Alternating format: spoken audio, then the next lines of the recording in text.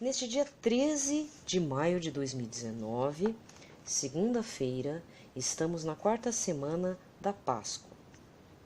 E a cor litúrgica é branca. Só que hoje também é dia de Nossa Senhora de Fátima, tá? Um dos títulos mais importantes lá de Portugal, de Nossa Senhora, com muitos devotos, né? As pessoas que fazem peregrinação lá em Portugal. Então hoje lembramos com muito carinho de um dos títulos de Nossa Senhora e que também causaram muito impacto, né, para quem é católico, apostólico romano, uma vez que foi uma aparição assim, ainda de certa forma, por mais que seja no começo do século XX, né, foi século passado, mas não está tão longe assim. Não estou falando de uma aparição, por exemplo, de Nossa Senhora de Guadalupe, de séculos para trás, né? Estamos falando de uma aparição aí no começo do século XX e que tinha a ver com o período da Primeira Guerra Mundial, e um dos segredos de Fátima era um anúncio da Segunda Guerra, né? Não vou me adentrar muito nessa questão das aparições de Nossa Senhora de Fátima, mas a partir então de hoje, dia 13 de maio, e nos meses agora que estão para vir, todo dia 13, né, é lembrado sempre as aparições. Ela acabava aparecendo sempre, por exemplo, apareceu a primeira vez dia 13 de maio, depois 13 de junho, se não me engano, agora não vou me recordar, né, deu um lapso, não sei se foi em julho ou em agosto que ela apareceu, mas houve uma situação que prenderam, meio que raptaram as crianças videntes, né, para que não fossem falar com Nossa Senhora. Se não me engano, a última aparição ocorreu em 13 de outubro. Né? Foram várias aparições. Então, para quem não conhece, eu sugiro, procure saber como foi esse processo, né, da aparição de Nossa Senhora de Fátima, os seus segredos que ela revelou. Não entrar muito na questão mística, mas atentar a algumas solicitações dela. Rezar o terço todos os dias. Talvez na conjuntura atual, acho que exige-se os 3 mistérios, aí não é terço, aí o rosário completo, né? Mas o importante é ter sempre em mente essa devoção e quem é de Nossa Senhora, quem é devoto, sempre obedece a ela, né? E ela aceita todos nós, mesmo com todos os nossos pecados. Ela aceita nossas orações, aceita a nossa devoção, mas lembrando, a gente não adora a Nossa Senhora. Nós temos devoção porque ela sempre nos leva a Jesus. Mesmo uma Nossa Senhora, no caso Nossa Senhora de Fátima, que não tem o Senhor Jesus nos braços, Nossa Senhora aparentemente sozinha está com Jesus no ventre. Então ela é o sacrário vivo, né? Porque se ela está, que nem Nossa Senhora do Carmo, que vamos lembrar em julho, 16 de julho. Nossa Senhora do Carmo está com o menino Jesus nos braços. Mas aí você pega a imagem de Nossa Senhora de Guadalupe e de Nossa Senhora de Fátima. Ela não está sem Jesus, ela está com Jesus no ventre. Então sempre lembre disso, certo? Ela é o sacrário perfeito. Se Jesus não está exposto como um ostensório, né? Ela também é o sacrário. Ela está com Jesus, mas escondido no ventre santo dela. Não custa lembrar, né? Então vamos para a liturgia da palavra. A primeira leitura está nos Atos dos Apóstolos, capítulo 11, versículos de 1 a 18. E naqueles dias os apóstolos e os irmãos que viviam na Judéia souberam que também os pagãos haviam acolhido a palavra do Senhor. Quando Pedro subiu a Jerusalém, os fiéis de origem judaica começaram a discutir com ele, dizendo: Tu entraste na casa de pagãos e comestes com eles. Então Pedro começou a contar-lhes ponto por ponto o que havia acontecido.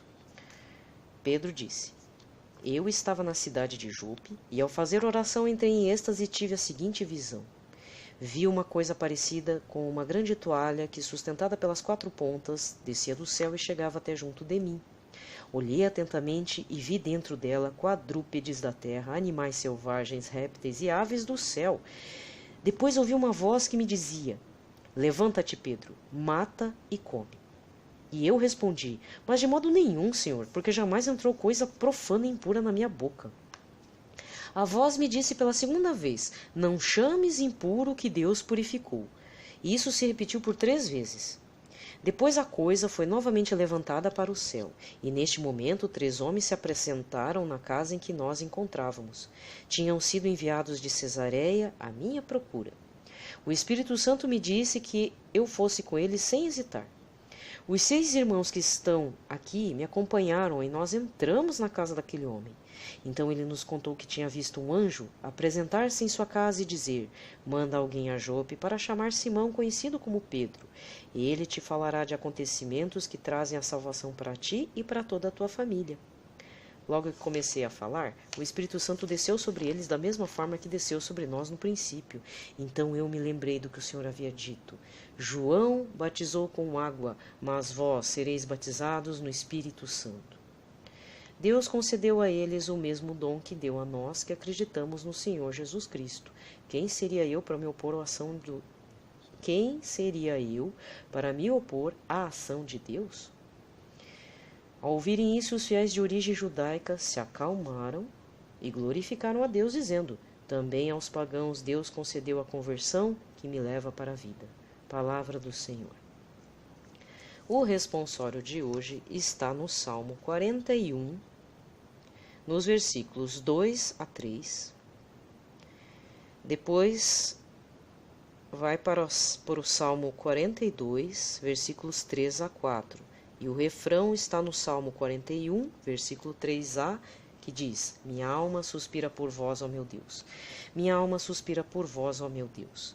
Assim como a corça suspira pelas águas correntes, suspira igualmente minha alma por vós, ó meu Deus. Minha alma suspira por vós, ó meu Deus. A minha alma tem sede de Deus e desejo Deus vivo. Quando terei a alegria de ver a face do Senhor? Minha alma suspira por vós, ó meu Deus. Enviai vossa luz, vossa verdade, elas serão meu guia, que me levem ao vosso monte santo, até a vossa morada. Minha alma suspira por vós, ó meu Deus. Então ireis aos altares do Senhor, Deus da minha alegria, vosso louvor. Cantarei ao som da harpa, meu Senhor e meu Deus. Minha alma suspira por vós, ó meu Deus. Minha alma suspira por vós, ó meu Deus. Aclamação do Evangelho, João, capítulo 10, versículo 14. Aleluia, aleluia, aleluia. Aleluia, aleluia, aleluia. Eu sou o bom pastor, conheço minhas ovelhas e elas me conhecem, assim fala o Senhor. Aleluia, aleluia, aleluia. Aleluia, aleluia, aleluia. O Evangelho de hoje está em João, capítulo 10, versículos de 1 a 10. Naquele tempo disse Jesus: em verdade eu vos digo, quem não entra no redil das ovelhas pela porta, mas sobe por outro lugar, é ladrão e assaltante. Quem entra pela porta é o pastor das ovelhas. A esse o porteiro abre e as ovelhas escutam a sua voz. Ele chama as ovelhas pelo nome e as conduz para fora. E depois de fazer sair todas as que são suas, caminha à sua frente e as ovelhas o seguem porque conhecem a sua voz. Mas não seguem o estranho, antes fogem dele porque não conhecem a voz dos estranhos. Jesus contou-lhes esta parábola, mas eles não entenderam o que ele queria dizer. Então Jesus continuou: em verdade eu vos digo, eu sou a porta das ovelhas. Todos aqueles que vierem antes de mim são ladrões e assaltantes, mas as ovelhas não o escutaram. Eu sou a porta. Quem entrar por mim será salvo. Entrará e sairá e encontrará pastagem. O ladrão só vem para roubar, matar e destruir. Eu vim para que tenham vida e tenham em abundância. Palavra da salvação. Como eu estou me utilizando, que termina a liturgia do dia 13 de maio. Como eu estou me utilizando daquele material chamado Deus Conosco Dia a Dia, que é o de maio de 2019, existe a liturgia específica para Nossa Senhora de Fátima. A cor é branca,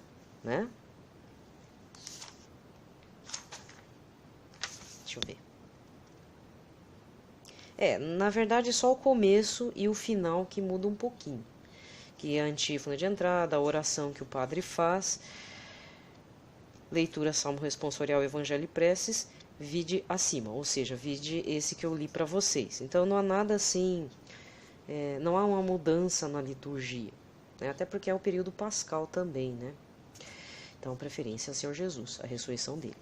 Mas aí tem a oração das oferendas e o pós-comunhão, que é a oração, né, já pós a comunhão, antes da oração final. Quando é tempo comum, né, geralmente é uma leitura específica para os títulos de Nossa Senhora. Pelo menos eu tenho verificado isso, né? Mas neste momento do período pascal, né, a primazia, né, primazia é uma coisa, prelazia é outra. Eu não lembro se eu falei em algum áudio, né? Peço desculpas se eu andei trocando um conceito, um termo. Eu acho que eu chamei uma região quando não há... Como é que eu vou explicar? Não é diocese, não é arquidiocese também. Chama-se prelazia, se não me engano. São regiões que assim não tem muitos padres, às vezes só existe uma capela, o padre vai uma vez por mês. Aí acho que é prelazia o termo. Acho que eu falei primazia por engano. Então, se você ouviu algo assim nos áudios anteriores, eu peço desculpa, que realmente deu um lapso mesmo. É muita palavra, muita coisa, né? Muita informação. Então, para hoje é só. Uma ótima segunda-feira.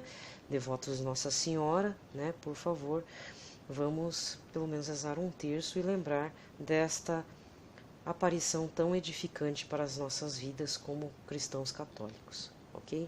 Uma ótima segunda-feira para todos.